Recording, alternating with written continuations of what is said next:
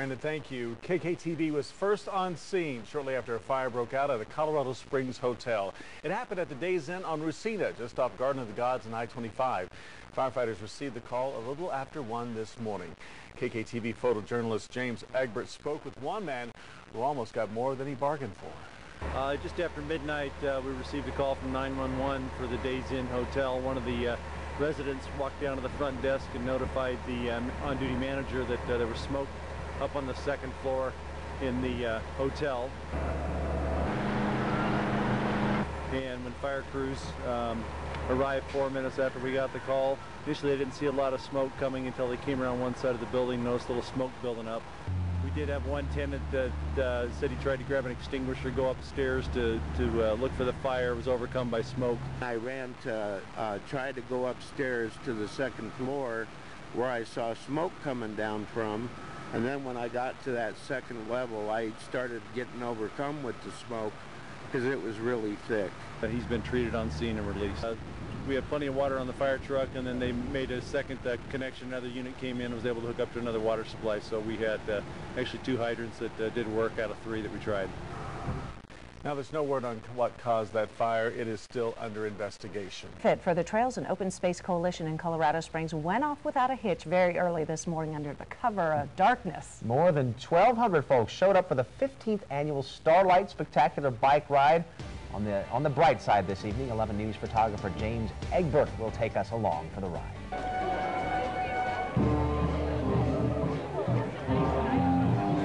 This is the 15th annual Starlight Spectacular. It's just a community event. As you were here, you experienced it. It's magic. People just have a great time. It's community getting together to celebrate cycling and to also benefit trails and open space. It is a magical event. Again, I got to experience it today, so that was really exciting. But just to see the camaraderie, the energy, you know, people had a great time. The next entry, the blue shirt ribbons is going to... Now we got the margarita heads.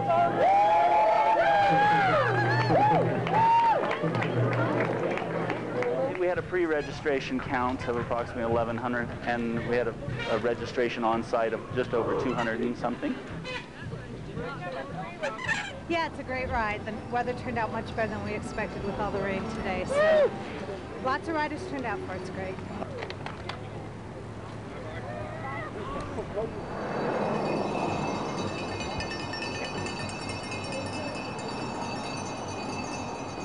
The Starlight Spectacular helps the Trails and Open Space Coalition advocate for cyclists, like helping with the development of additional bike lanes and trails in Colorado Springs. And they did get some pretty nice weather for that, Brian. For a race, this is the Colorado College Classic Criterium Bike Race. It's a fast-paced, short-loop bike race. These riders went head-to-head this morning under a beautiful southern Colorado sky. The race went down Cascade Avenue, northwest down Monument, up Cache La Poudre by the Warner Earth Center, and then north again on Cascade for a very fast bike race out there. Beautiful day for a bike ride. Yes. Today we're practicing or preparing to deploy again to Iraq. We're gonna deploy this time as a security force assistance brigade, working with the Iraqi military, security forces, as well as Iraqi government to secure the populace in various means wherever we go in Iraq.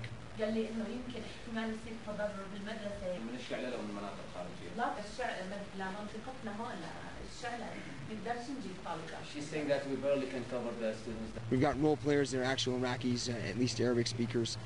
They're able to portray civic leaders as well as the populace in the town.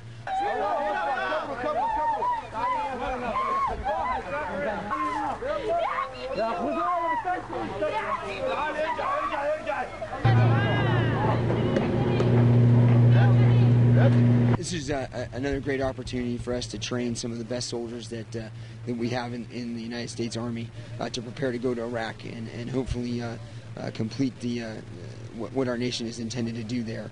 Through this, they learn the culture, they learn how people react emotionally to things that happens in town here.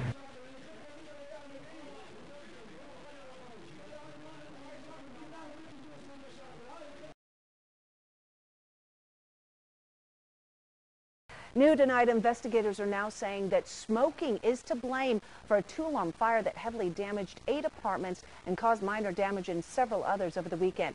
KKTV 11 News reporter Lori Martin joins us from the Cobblestone Ridge Apartments. That's near Cheyenne Meadows Road on the south side of town. Lori, tonight, some of those apartments are still unlivable. And Shannon, that means that those families are now staying with friends or at hotels here in Colorado Springs. And one of the couples who lives here says had it not been for 2 good Samaritans pounding down their door, they may have not gotten out in time.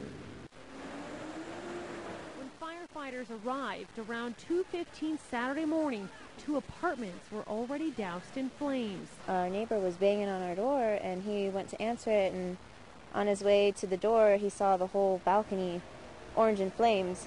That knock came from a neighbor and a passerby who got Timmy Grolke and her husband David out of bed. We put some robes on and ran to go outside, and then we went and got the cat, and as he was getting the cat, I was standing by the door, and the glass doors that separate the balcony from the living room exploded, and the fire just came inside really fast. Timmy says she thinks the fire started on their balcony. The only smoke detector we have is near our bedroom, which is the furthest room away from balcony, and we had already gone outside and it still hadn't gone off yet. And while the couple lost everything, they say they're grateful for the 2 good Samaritans. We would have been trapped in our bedroom, but we were very lucky. Now, this apartment complex requires that all tenants have renter's insurance, but Timmy says seeing that money could take some time, so a lot of the families here are... We came out here and there's people running around trying to get people out of the apartment and stuff.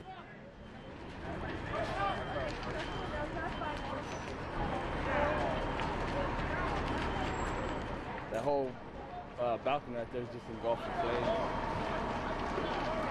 At 2:16 this morning, we received a call for a possible structure fire. They toned out two engine companies and a truck company. En route, they upgraded this to a working structure fire just due to the amount of smoke that the first engine company saw when they came up over the hill. Along with that, we sent out a second alarm due to the fact that this is an apartment complex. First engine that got here had a lot of fire coming from the top floor, going up into what looked like the roof at the time. You know, you see something like that, you don't know what to do. I freaked out. There's nobody injured from this at this point in time. Everybody did get out. We do have them over in the clubhouse. They're all going to be displaced, which means they're going to be dealing with the Red Cross, and we're going to try to get them placed for the evening or for the next couple of days. We ended up with 4 engine companies, 2 truck companies as the initial response. We did have the working fire complement, which includes the hazmat team, a heavy rescue, another truck company, and a couple of district chiefs. They got initial reports that everybody was out. In talking to the neighbors and the calling parties, they stated they knocked on all the doors, got everybody out. Everybody's been accounted for except for one individual who they think is not home. People that were in the apartment that's on all burnt up had actually gotten out there in time. The damage is pretty extensive throughout that entire building. Like I say, it's pretty much uninhabitable. The fire itself, basically they'll just want to make sure it's out. And it'll be kind of a wait and see as far as the occupants, whether we can get them back in to gather up some of their belongings.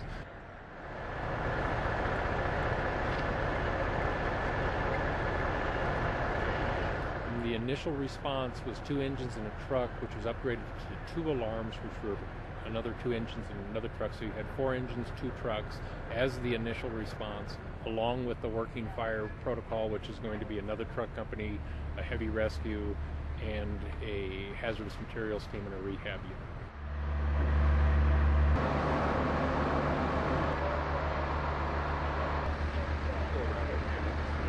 We did have 1 dog in that apartment.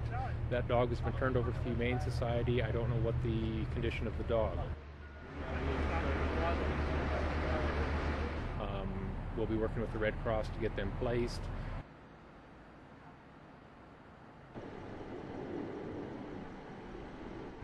We'll probably be having an inspector come out, kind of take a look.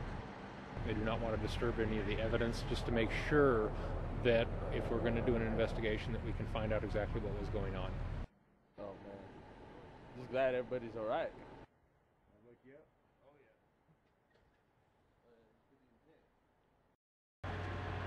Tonight we're in the process of fighting a fully involved house fire on Milam Road. The call came in slightly after 9 o'clock this evening. The first report came in as the house is on fire, but everyone's out. Yes, this is a full response on all the fire departments on the north end of the county tonight.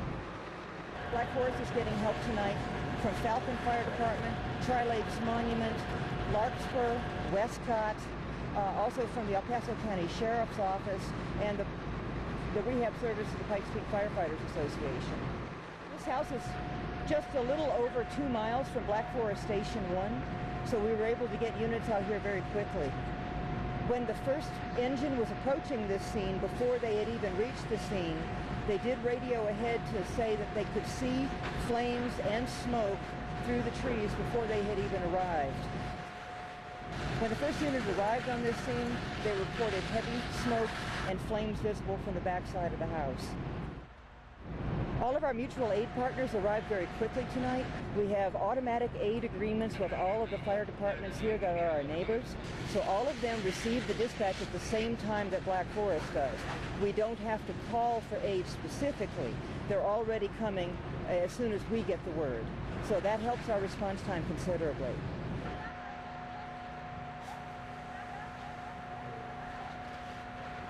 It only took a few minutes to get our tankers, our tenders here on scene to this fire and get water supply established. Out here in northern part of El Paso County, where we do not have fire hydrants, we practice the skills of hauling water to a fire scene. Bringing water and setting up rural water supply is one of the most important things we do, and we emphasize training on those skills.